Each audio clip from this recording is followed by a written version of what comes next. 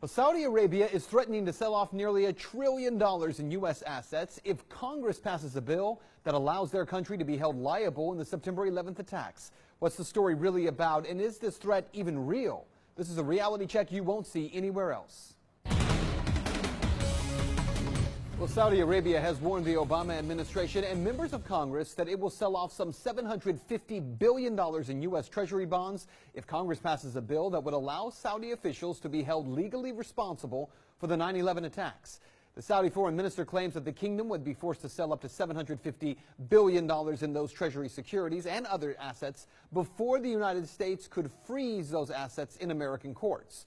So what are the Saudis even concerned about? Well, it's actually one section of a report from the 9/11 report called the 28 pages. 28 pages that have been classified, and yet according to members of Congress in both parties and the heads of the 9/11 Commission, those 28 pages, if released to the public, will completely change everything you think you know about the 9/11 attacks.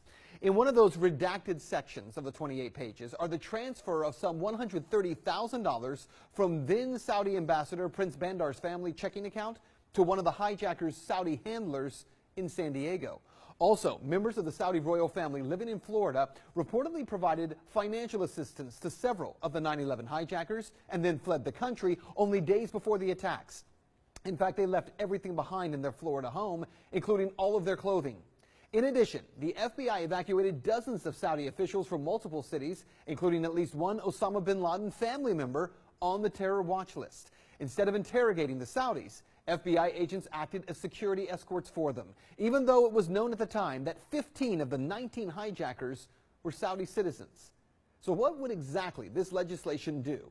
Well, according to the New York Times, the Senate bill is intended to make clear that the immunity given to foreign nations under the law should not apply in cases where nations are found culpable for terrorist attacks that kill Americans on United States soil.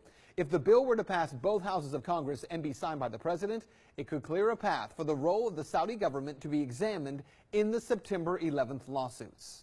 Well, so far, the Obama administration has been lobbying to block the passage of this law, including warning that its passage would threaten the lives of Americans overseas. But the truth? In the last 2 decades, millions of Americans have come to realize that the American relationship with Saudi Arabia is beyond troubling.